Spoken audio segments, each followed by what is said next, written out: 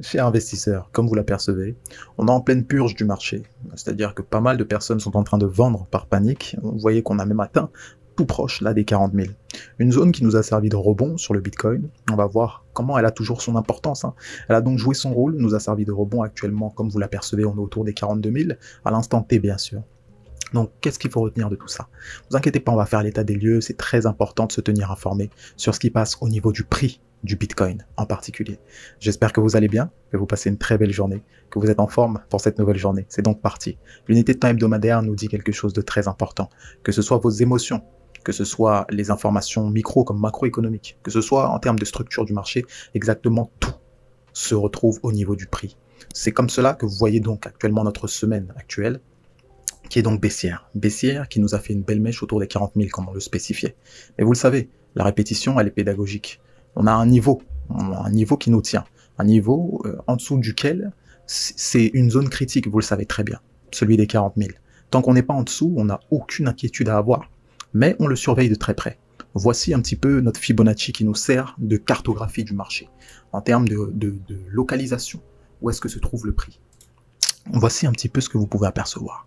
La zone des 38.2, très très importante. Elle est en cours de cassure actuellement. Mais comme vous le savez, les niveaux servent d'aimant pour le prix. Et là actuellement, les 42 500 sont donc une zone aimant. Si le prix vient à clôturer en dessous de ces 42 500, en soi vous savez que c'est un signal fort de la part des vendeurs en termes de coup de pression. Voici, on est au tout début de la semaine, hein, là c'est pas encore fait, mais on sait très bien d'établir les choses clairement dès le début de celle-ci. Actuellement, vous voyez donc que c'est en cours, cette zone de purge-là.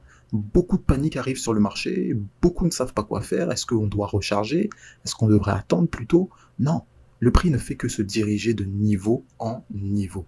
Donc actuellement, ce que vous pouvez attendre, c'est est-ce qu'on va aller au prochain étage? Et comment le prix réagit en fonction de son prix sur les étages correspondants.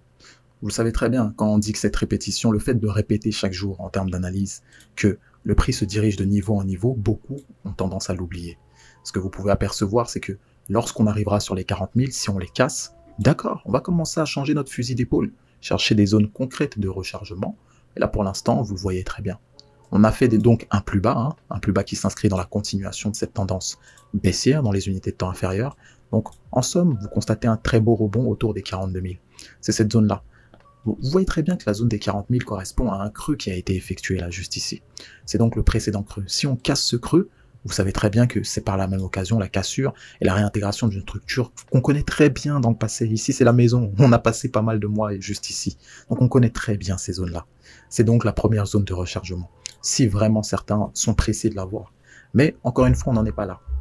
Le tout, c'est concrètement de ne pas être aveugle non plus. Il y a actuellement de la vente sur le marché. Et on ne met pas des œillères. C'est-à-dire qu'on n'est pas dans le déni non plus. Il y a pas mal de faits de sociétés qui sont en train de se passer. Et encore une fois, ça peut faire peur à certains, mais ça peut être une source de réjouissance pour d'autres qui ne sont même pas encore rentrés, qui attendent le bon moment, justement.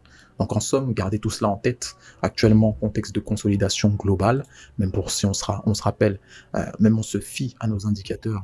En particulier, on constate réintégration du nuage Ishimoku, une sorte de rebond dynamique sur le bas du nuage. Actuellement, c'est le début de cette journée. La pression baissière est très importante. Le but, c'est de liquider un maximum de gens, de faire fuir un maximum de gens de cette crypto. Et la preuve, pas mal de gens sont inquiets, pas mal de gens sont craintifs même. Vous voyez, quand vous avez des bougies du rouge dans tous les sens, de toute façon, ça fait peur aux gens. En somme, les plus expérimentés savent que c'est une situation où est-ce que de nombreuses occasions peuvent se dessiner. Actuellement, vous voyez donc, cassure, pleine cassure, si on devait établir des niveaux, bien sûr que dans ce contexte-là, prendre des achats n'est pas forcément intelligent. Vous le savez très bien, l'unité de temps 4 heures le montre, là, même si on va de manière plus précise, le contexte de marché le montre. C'est un contexte baissier.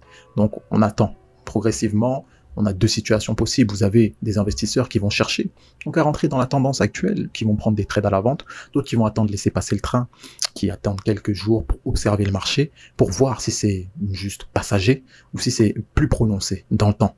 Donc en somme, prendre ses dispositions. Mais une chose est claire, prendre des trades à l'achat, ça revient à essayer d'attraper un couteau qui tombe, vous le savez très bien.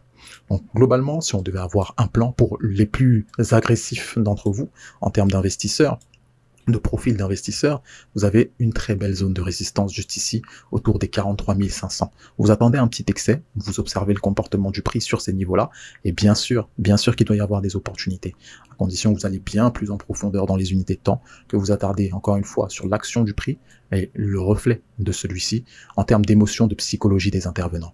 Vous avez vu que sur le Bitcoin, il y a des événements, mais également sur l'Ethereum, qui est plus expressif, vous le savez. On parlait d'un rebond autour des 3000, on a été bien plus bas. Il faut savoir qu'on a été jusqu'au 2800 actuellement. Vous avez donc aperçu la continuation de cette tendance baissière qui est bien plus prononcée. Le fait de casser, de se retrouver même autour des 2800, de clôturer, on le rappelle, autour des 2880 par là. Donc ça, c'est durant l'heure précédente. Donc vous voyez très bien que le prix en question nous fait donc des excès baissiers. Des excès baissiers, et même si on prend du recul sur Ethereum, la structure, donc en mettant un peu plus de clarté, la structure dans laquelle on vient tester naturellement des plus hauts qu'on avait du mal à casser pendant des mois et des mois. On va aller en unité de temps journalière. Vous n'êtes pas sans savoir que la zone des 2800, c'est une zone qui nous a tenu pendant un moment.